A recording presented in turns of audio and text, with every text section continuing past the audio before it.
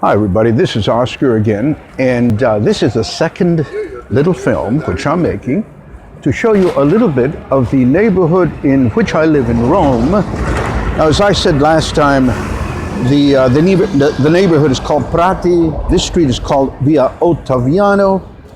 Over there is the Vatican. You might be able to see the wall over there. Here is my front door, number 66, and let's go toward it and go inside, and I'll show you a little bit about this building and my courtyard. Now, as we're going inside here, let me show you. Now, over here on the right, there are a couple of columns. These columns are made of real marble. And of course, today, to construct something in real marble would be prohibitively expensive. Now, like most buildings in this neighborhood, it is made of 3 sections, each with its own stairwell. There's stairwell A, the first one. Let's walk in and see this courtyard. Look at this. Isn't this something?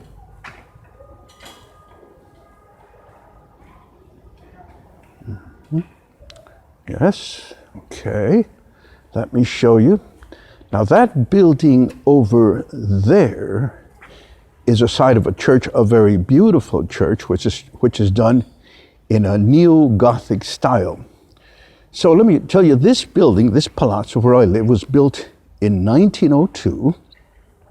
And let me show you, up there on top is the church bell or campanile. I don't know if you can see it, but by the way, that campanile contains 3 bells, and it is a combination of these 3 bells which communicates messages to people, to events. Now, let's see here. As I said, this building was built in 1902, originally as a convent for the Dominican order. By the way, church bells came into use in the year 400 AD. They were introduced by a certain Bishop Paulinus from the city of Nola, which is not far from here, and they have been, of course, in continuous use in the church since that time. Now, let's see, let's walk over here. Over there is an orange tree. This over here is a magnolia tree. There you go, which very soon will begin to bloom these beautiful, large, white flowers. Now, let me show you a little bit more. That over there is a grotto with a fountain, and on top, I don't think you can really see it very well, but there is a small statue of the Madonna. You know, one of the nuns who lived here was a devotee of the Virgin Mary. She herself had a very spiritual and mystical experience in Lourdes of France, and that is what inspired the building of this grotto with the fountain. And let me get a little bit closer, and you can see the water that drips continuously and makes a very nice melody. Let's look at it from this way. Now, the nuns who lived here were immensely devoted to the Virgin Mary. They would frequently come here and pray the Rosary. By the way, the Rosary was introduced by the Dominicans as a device to honor and to pray to the Virgin Mary. I like to come here in the evenings and sit. And on some nights, it's almost as if you can see and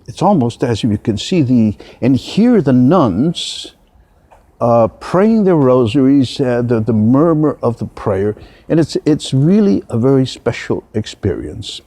So let me show you a little bit more of this as I turn this around. Okay, let me show you. This is the stairwell number 2 where I live. I live up there on the 4th floor, as you can perhaps see. Let's walk a little bit over here. Right there is a rose bush. And as you know, legend has it that the aroma of roses precedes the appearance of the Virgin Mary. Let's look at the grotto from this section.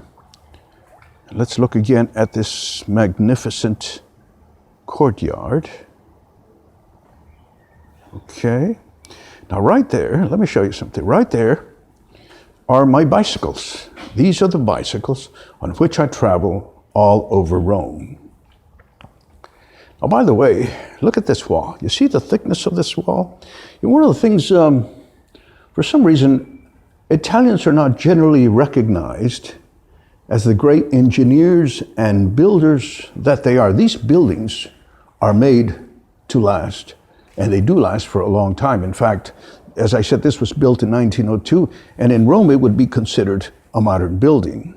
But when you think about the fact that the Roman Empire, one of the symbols of the Roman Empire is in fact its structures, these structures that they built all over the world, which today are still in existence. So as I give you one more look at this, there's the building, there's the church right there, Neo-Gothic church, beautiful. And so anyways, that's my second little film. On the next film, I'm going to show you a little bit more of Via Ottaviano and some of the very interesting characters who populated. So great, see you soon, bye.